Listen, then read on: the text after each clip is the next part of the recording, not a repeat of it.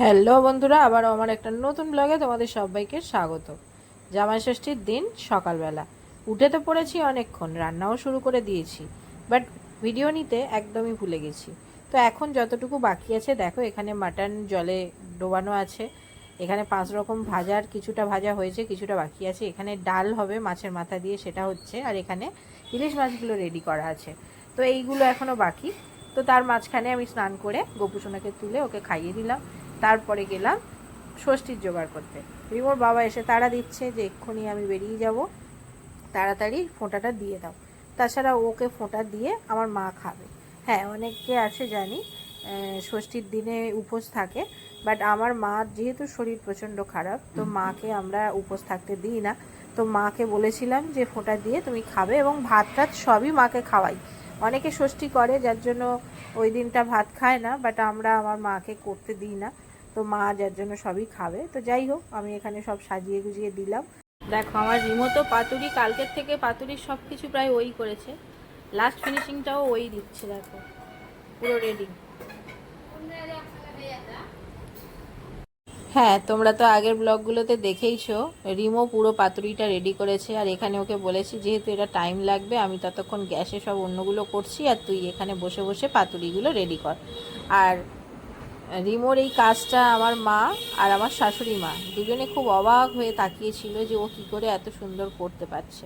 যাই হোক, রিমোর বাবা চলে গেছিলো একটু কাজে, তাই জোগাড় করার পরেও আবার আমাদের ঢাকা দিয়ে রাখতে হয়েছিল। এখন আবার স্যার এসছেন, এবারে স্যারকে ফোঁটা দেওয়া হবে। তো আমার মা বলছে, হ্যাঁ তুমি তাড়াহুড়ো করে রেডি করতে বললে, তারপরে তুমি কোথায় চলে গেলে?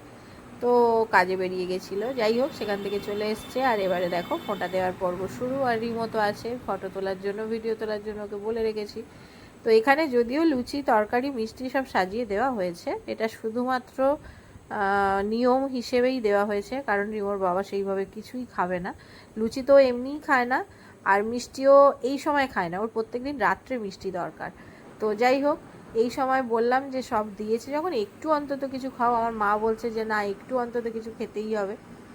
বাট ওই যে ও একটা লুচি খাবে, তারপরে আমাকে খালি ডাকছে যে তুমি তো সকাল থেকে কিছু খাও নেই, তুমি একটুখানি খাও বলে দেখো ও আমাকে একটুখানি খাইয়েও দেবে। তো একটা লুচি আমি খেয়েছি, একটা লুচি ও খেয়েছে, বাকি লুচিগুলো কিন্তু আর খায়নি। আর মিষ্টিটা নিয়ে ভাবছে খাবে কি খাবে না, কিন্তু তারপরে শেষ পর্যন্ত খায়নি, তুলে রেখে দেওয়া হয়েছিল।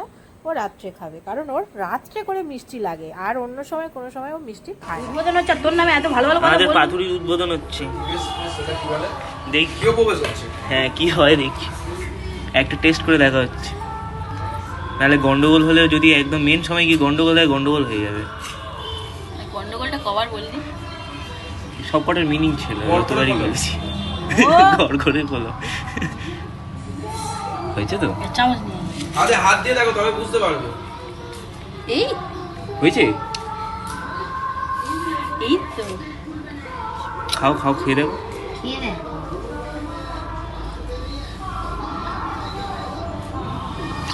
এও দেখছি বাবা শুধু দেখছে না, মানে ও ভাবছে একবার দে না, একটু দেখে দিই, আমি চেক করে দিই। এই পুড়ে যাবে এ বাবা। হয়েছে, ঠিক আছে।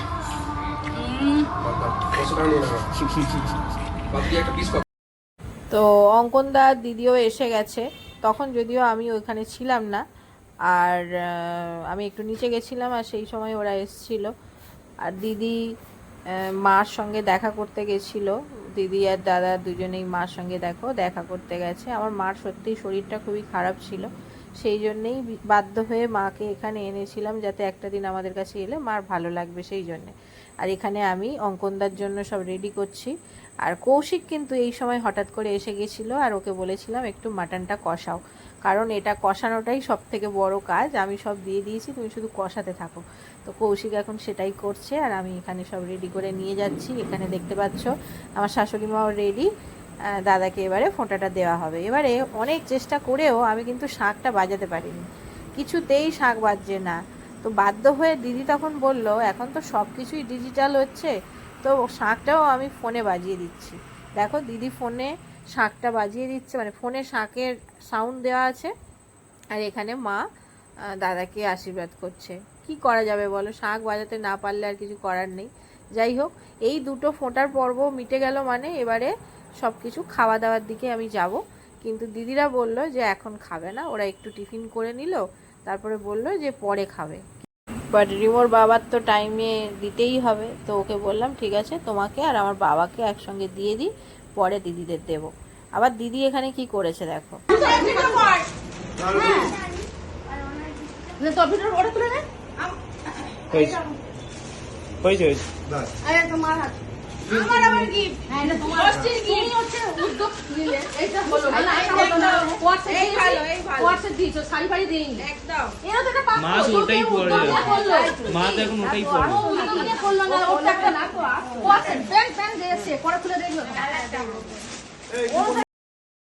হ্যাঁ, দিদি আবার আমার জন্য কট সেট নিয়ে এসছে। আসলে এবছর দিদি গুড্ডিকে আনতে যাবে, গুড্ডি হচ্ছে আমার ননদের মেয়ে, ওকে আনতে যাবে ঠিক জামাই ষষ্ঠীর পরের দিন। তো সেই জন্য দিদিরা এবছর আসবে না বলে দিয়েছিল। বাট আমি ওদেরকে বললাম যেহেতু আমার বাবা মা এখানে আসছে আর তোমরা ওই দিনটা না এলে ভালো লাগে বলো, তোমরা এসো বলে জোর করে আমি নিয়ে এসেছিলাম। তো সেই জন্যে ও আবার আমার জন্য নিয়ে এসছে। যাই হোক, জামাই ষষ্ঠীতে আমারও একটা গিফট হয়ে গেল। আর এখানে দেখো, এখানে রিমোর বাবার আর আমার বাবার জন্য আমি সব কিছু সাজিয়ে নিচ্ছি, কারণ দিদি আর দাদা একটু পরে খাবে। তো এইরকমভাবে সাজানো কমপ্লিট। এবারে আমার বাবা আর রিমোর বাবাকে ডেকে নেবো, নিলে ওরা বসে যাবে। মিশন এই পথে গ্যারান্টেড হলে তারপর হাত বাড়াবে। হাতলে প্রথম দিয়ে রান্না করতে হবে। ও আমাকে যেন রুটি এইছে।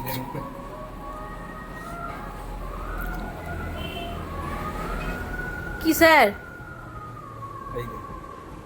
ভালো আছেন? হ্যাঁ, রান্নাগুলো দেখতে কিরকম হয়েছে এবার খেয়ে খেয়ে বলবে কোনটা কিরকম হয়েছে।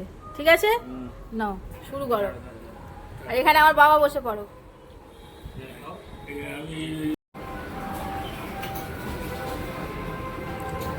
খাবো কি সব। বাবার আর রিমোর বাবার খাওয়া কমপ্লিট। এবারে দিদির আর দাদার দুজনের জন্য রেডি করছি। আর আমার মা, রিমো, মিমো ওদেরকে ঘরে দিয়ে দেবো, তাহলে সবাইয়ের খাওয়া কমপ্লিট হয়ে যাবে। আর আমি আর দিদি তারপরে খাবো। তো এখানে দিদিরা দাদার জন্যই তুলছিলাম।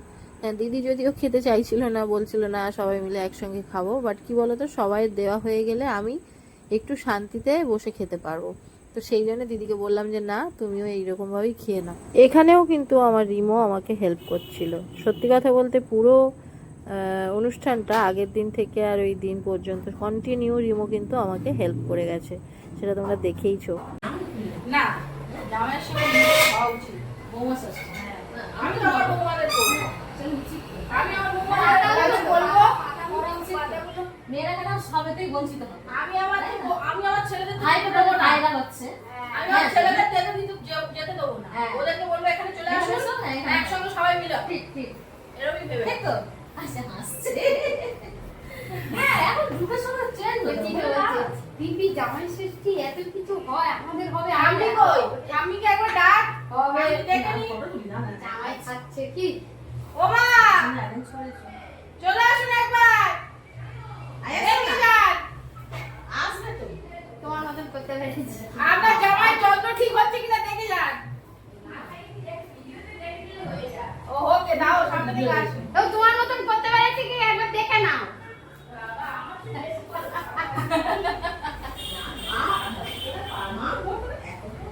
আমি চলে গেছি। হ্যাঁ, সংবাদটা এসে তখন আমি তো কিছুটা লাস্টে এসে বাবা, আমি তো সাজিয়ে দিই। সাজিয়ে সবাই তো দিয়ে না, সাজিয়ে দিয়ে। হ্যাঁ, চলে আসো না, এবার মাংস তুলে দাও। হ্যাঁ, না না, একটু মাংস তুলে দাও।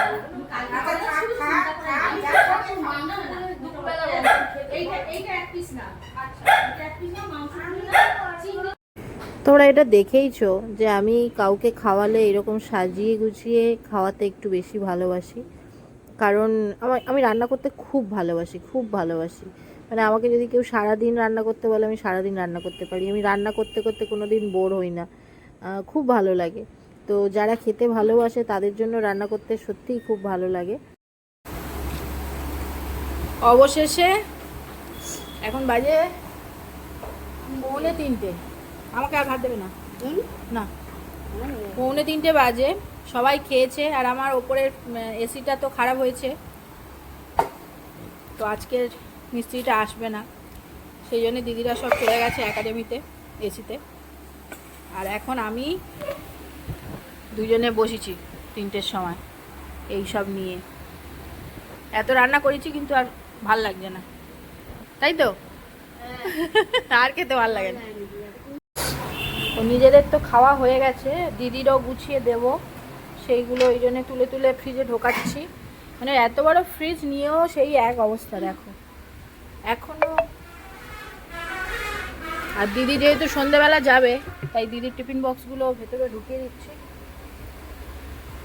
বাবা ঢাকা দেওয়া, হ্যাঁ এরা সব এখন এখানে গেছে।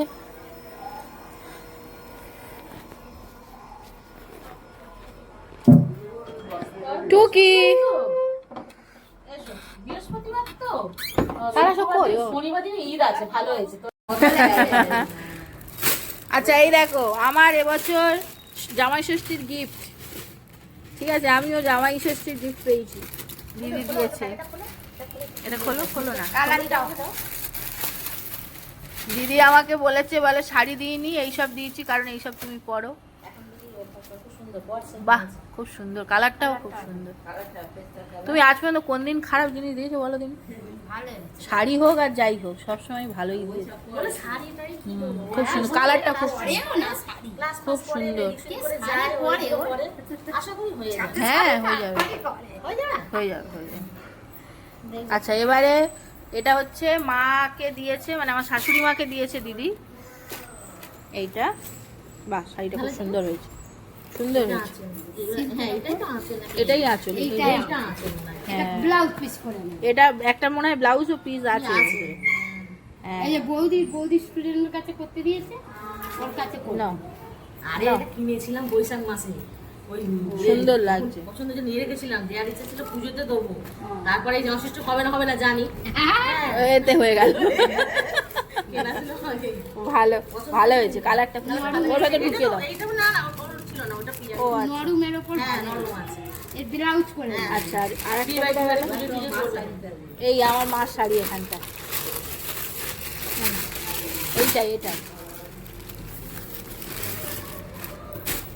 এইটা কত 1650 না কত নিয়েছে এইটা? ও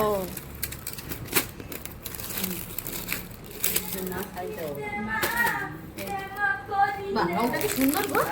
তোমাদের হোস্টেল এখানে হ্যাঁ ঘোষকানা। এই তোমার বাবা মা ও বলতে হবে না, উপরে যেতে হবে না। হ্যাঁ বলে দেবো। হ্যাঁ হ্যাঁ ফুলের চলে গেছে? হ্যাঁ সেটা অনেকক্ষণ চলে গেছে।